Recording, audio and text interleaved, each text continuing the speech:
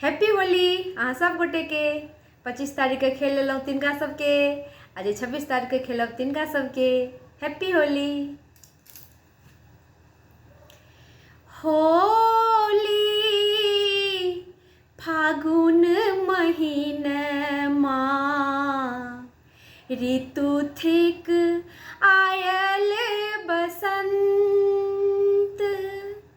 होली फागुन महीनमा ऋतु थिक आयल बसंत। ग्रीष्म ऋतु में पिया परदेस गेला, बरसा ऋतु भेल अंत।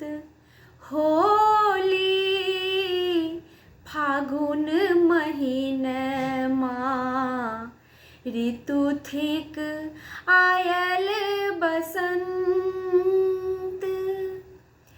आयल हेमंत ऋतु शरद ऋतु बीती गेल, शिशिर ऋतुक भेल अंत। होली फागुन महीनमा ऋतु थिक आयल बसंत। होली फागुन महीनमा ऋतु थिक आयल बसंत। नहीं मोर भाबै सिंदूर काजर, नहीं मोर भाबै पटोर। होली फागुन महीनमा ऋतु थिक आयल बसंत। नहीं मोर भाबै झुमका पयलिया, नहीं मोरा भाबै झुमका पयलिया। आँखि भरल अछि नोर।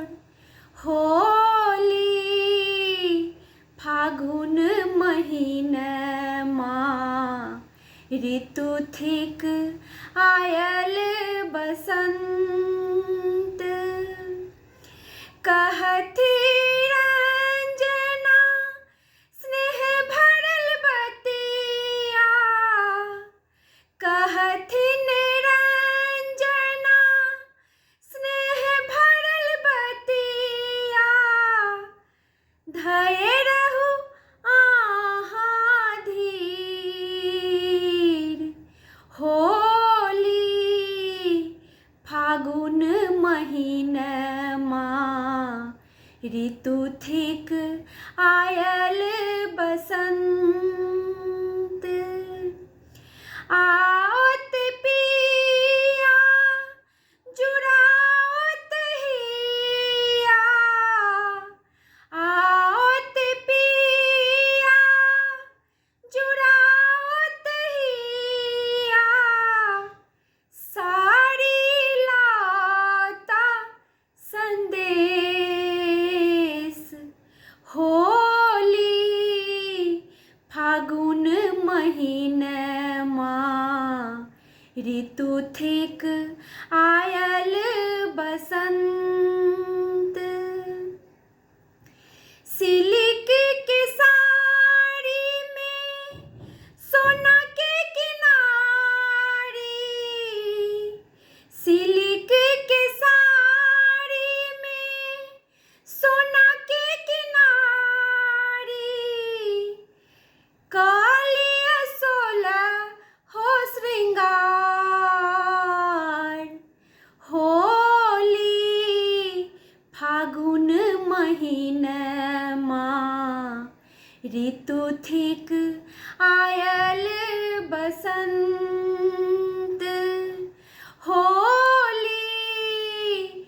फागुन महीनमा ऋतु थिक आयल बसंत रंग गुलाल भरिया राखो रंग गुलाल भरिया राखो आबि रहल छठि कंत होली फागुन महीनमा ऋतु थिक आयल बसंत होली फागुन महीनमा ऋतु थिक आयल बसंत।